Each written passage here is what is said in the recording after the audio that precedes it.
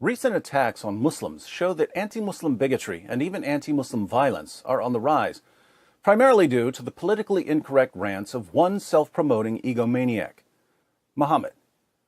For nearly 14 centuries, Muslims have been slaughtering their fellow Muslims. Of course, Western politicians and reporters regularly assure us that Muslims who kill other Muslims aren't real Muslims because Islam prohibits Muslims from killing other Muslims. But these clueless, spineless politicians and reporters are forgetting one thing: Muhammad. According to Muhammad, there are 3 situations where Muslims can kill someone who has become a Muslim.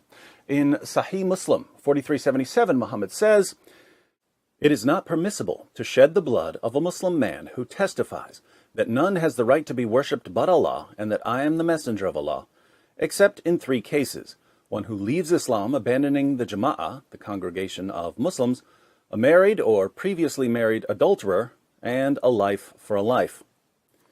So Muslims can kill a Muslim who leaves Islam, they can kill a Muslim who commits adultery, and they can kill a Muslim who has unlawfully killed another Muslim, life for life.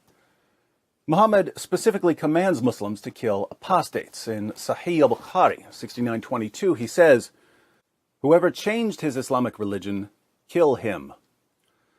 Muslims who kill apostates are promised a reward in heaven.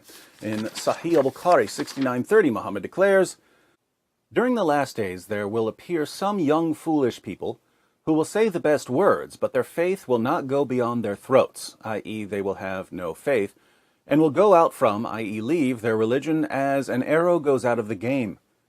So wherever you find them, kill them, for whoever kills them shall have reward on the day of resurrection." Notice what Muhammad says here. We tend to think of apostasy as officially renouncing one's religion, but Muhammad commands his followers to kill people who are saying the right words, but whose faith doesn't go beyond their throats. So these aren't people who renounce Islam. These are people who claim to be Muslims, but don't have any real faith. Muhammad orders his followers to kill them. What's no less disturbing is that the Quran repeatedly tells Muslims that they're not real Muslims if they disobey certain commands that all of our Muslim friends disobey on a regular basis. For instance, in Surah 5, verse 51, Allah commands, "O you who believe, take not the Jews and the Christians as awliya," friends, protectors, helpers. "They are but awliya," friends, protectors, helpers, "of each other. And if any amongst you takes them as awliya, then surely he is one of them." Don't take Jews and Christians as friends. If you do, you're not a Muslim. You're a Jew or a Christian.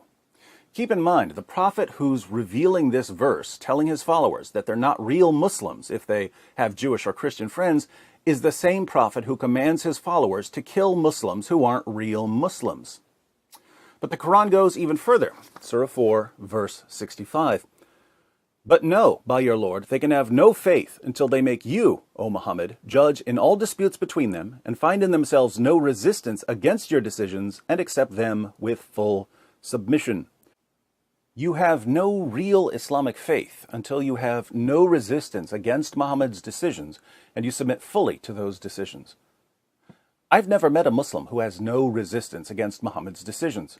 Every time I quote a command of Muhammad to a Muslim, I hear, "Well, that's not really what Muhammad meant. He meant whatever I happen to like." These passages warning that you're not a real Muslim if you do X, Y, or Z make it very easy for one Muslim group to say about another Muslim group, they're not real Muslims because they're ignoring this or that decision of Muhammad. We have to kill them and we'll get rewarded in paradise for killing them. But it doesn't have to be Muslims from another group. It can be Muslims from your own household. In Sunan Ibn Majah 2540, Muhammad commands, "Carry out the legal punishments on relatives and strangers, and do not let the fear of blame stop you from carrying out the command of Allah." Carry out the legal punishments on relatives, and don't let the fear of blame stop you. What's the legal punishment for apostasy? Death. What shows that you're an apostate? All kinds of things. Having a Jewish or Christian friend, not submitting fully to Muhammad's decisions. And yet, when a Muslim teenager gets killed by her own family for becoming too westernized, we're told that it has nothing to do with Islam.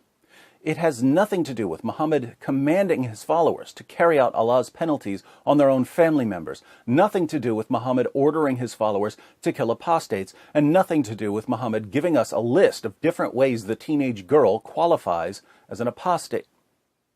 Muhammad's teachings are a recipe for bloodshed and death, and we see the results not only in the daily Islamic violence towards non-Muslims, but also in the daily Islamic violence towards Muslims.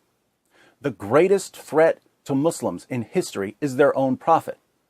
So if you want to protect Muslims from violence, the best thing you can do is learn some facts about Muhammad and expose him.